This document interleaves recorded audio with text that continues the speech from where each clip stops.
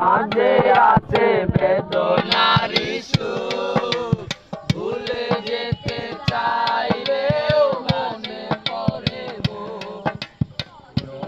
মানুষকে কি ভুলে থাকা